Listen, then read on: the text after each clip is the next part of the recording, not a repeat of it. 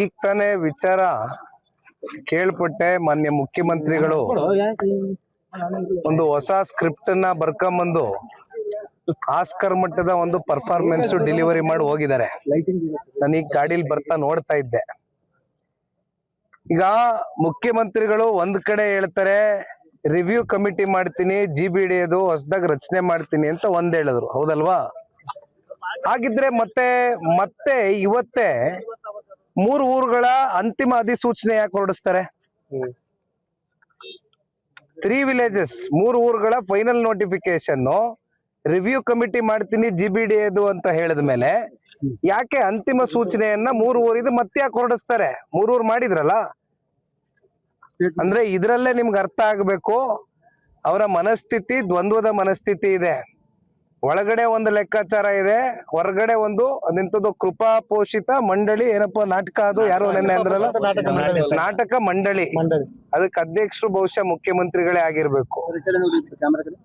ಹಾಗಾಗಿ ನೋಡಿ, ಒಂದು ಬಹಳ ಸ್ಪಷ್ಟವಾಗಿ ಹೇಳ್ತೇನೆ, ಕುಮಾರಸ್ವಾಮಿ ಅವರು ಇದರ ಪ್ರಿಲಿಮಿನರಿ ನೋಟಿಫಿಕೇಶನ್ ಕೂಡ ಮಾಡಿರ್ಲಿಲ್ಲ. ಕುಮಾರಸ್ವಾಮಿ ಅವ್ರು ಮಾಡಿದ್ದು ಪ್ರಾಜೆಕ್ಟ್ ನ ನೋಟಿಫಿಕೇಶನ್ ಅಷ್ಟೇ. ಆಮೇಲೆ ಇದರ ಒಂದು ಮಾಸ್ಟರ್ ಪ್ಲಾನ್ ನಲ್ಲಿ ಇವತ್ತು ರೆಡ್ ಝೋನ್ ಮಾಡ್ಬಿಟ್ಟಿದ್ದಾರೆ ಅಂತ ಅರ್ಚಾಡ್ಕೊಳ್ತಾರಲ್ಲ, it is just a master plan. ಅದನ್ನ ಬದಲಾಯಿಸ್ತಕ್ಕಂಥದ್ದಕ್ಕೆ ಸರ್ಕಾರದ ಅಡಿಯಲ್ಲಿ, ಕಾನೂನಿನ ಅಡಿಯಲ್ಲಿ ಅವಕಾಶಗಳಿದೆ. ತಿದ್ದುಪಡಿ ಮಾಡಿ ರೆಡ್ ಝೋನ್ ಬೇಕಾದ್ರೆ ತೆರವುಗೊಳಿಸಬಹುದಾಗಿತ್ತು. ಕುಮಾರಸ್ವಾಮಿ ಅವರು ಅದೆಂತದ್ದು ಕನ್ಸಿನ್ ಕೂಸು ನೀವ್ ಯಾಕಪ್ಪ ಆ ಪಾಪದ ಕೂಸು ಹಂಗಾದ್ರೆ ತಲೆ ಮೇಲೆ ಎತ್ಕೊಂಡು ಓಡಾಡ್ತಾ ಇದೀರಾ? ಕನ್ಸಿನ್ ಕೂಸು ಕುಮಾರಸ್ವಾಮಿ ಅವರು ಅಂತ ಕೂಡ ನೋಡಿ, ಕುಮಾರನ್ನ ನಾನು ಜೈಲಿಗೆ ಕಳಿಸಿದ್ದು ಸಂಚ್ ಮಾಡ್ತಾ ಇದ್ದಾರೆ. ಅಲ್ಲ, ಒಂದ್ ನಿಮಿಷ. ಈಗ ಅವರು ಜೈಲ್ಗೆ ಹೋದಂತ ಸಂದರ್ಭದಲ್ಲಿ ಇದೇ ಮಾನ್ಯ ಕುಮಾರಣ್ಣ ಅವರು ಅವ್ರನ್ನ ಜೈಲ್ಗೆ ಹೋಗಿ ಭೇಟಿ ಮಾಡಿ, ಅವ್ರ ತಾಯಿಯವ್ರನ್ನ ಭೇಟಿ ಮಾಡಿ ಧೈರ್ಯ ತುಂಬಿಸ್ ಬಂದಂತದ್ದು ಇದೇ ಸನ್ಮಾನ್ಯ ಕುಮಾರಣ್ಣ ಅವರು. ಆಮೇಲೆ ಮೊದಲನೇ ದಿನವೇ ಒಂದು ಪಾಪ ಅವ್ರು ಹೇಳ್ತಾರೆ ಒಕ್ಕಲಿಗರು ಮುಖ್ಯಮಂತ್ರಿ ಆಗ್ಬಿಟ್ಟಿದ್ದಾರೆ ಅಂತ, ನಮ್ಗೆಲ್ಲ ಹೊಟ್ಟೆ ಕಿಚ್ಚು ಬಂದ್ಬಿಟ್ಟಿದೆ ಅಂತ. ಒಕ್ಕಲಿಗರು ಮುಖ್ಯಮಂತ್ರಿ ಆದ್ರಲ್ಲ ನಮ್ ಸಮುದಾಯದಲ್ಲಿ ಅನ್ನೋದಕ್ಕೋಸ್ಕರ ಮೊದಲನೇ ದಿನ ಕುಮಾರಸ್ವಾಮಿ ಅವರಾಗ್ಲಿ, ದೇವೇಗೌಡರು ಸಾಹೇಬ್ರಾಗ್ಲಿ, ನಿಖಿಲ್ ಕುಮಾರಸ್ವಾಮಿ ಆಗ್ಲಿ, ನಾವು ಅವ್ರಿಗೆ ಅಭಿನಂದನೆ ಸೂಚಿಸಿದ್ವು. ಅದು ಕೂಡ ಪಬ್ಲಿಕ್ ಡಾಕ್ಯುಮೆಂಟೆಡ್.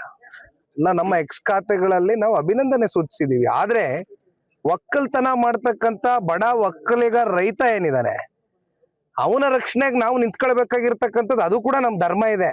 ಒಬ್ಬ ಒಕ್ಕಲಿಗ ಸಮುದಾಯದಲ್ಲಿ ಮುಖ್ಯಮಂತ್ರಿ ಆಗಿರ್ತಕ್ಕಂಥದ್ದು ನಾವ್ ಎಷ್ಟು ಅಭಿನಂದನೆ ಸೂಚಿಸಿದೀವೋ, ಒಕ್ಕಲ್ತನ ಮಾಡ್ತಕ್ಕಂಥ ಬಡ ರೈತನ ಜೊತೆನಲ್ಲಿ, ಆ ಬಡ ಒಕ್ಕಲಿಗನ ಜೊತೆಯಲ್ಲಿ ನಿಂತ್ಕೊಳ್ತಕ್ಕಂಥದ್ದು ಕೂಡ ಅಷ್ಟೇ ನಮ್ದೊಂದು ಧರ್ಮ ಇದೆ, ನಮ್ ಕರ್ತವ್ಯ ಇದೆ. ಅದನ್ನ ನಾವು ನಿಭಾಯಿಸ್ತಾ ಇದೀವಿ ಹೊರತುಪಡಿಸಿ ಈಗ ಬಂದು ಕೂತ್ಕೊಂಡು ಮೀಡಿಯಾ ಮುಂದೆ ಸ್ಕ್ರಿಪ್ಟ್ ಬರ್ಕೊಂಡು ಪರ್ಫಾರ್ಮೆನ್ಸ್ ಕೊಡೋದ್ರಿಂದ ಏನು ಬರಲ್ಲ. ನಾನು ಕೇಳದ್ನಲ್ಲ, ಇದು 2 ಪ್ರಶ್ನೆಗೆ ಉತ್ತರ ಕೊಡ್ಲಿ.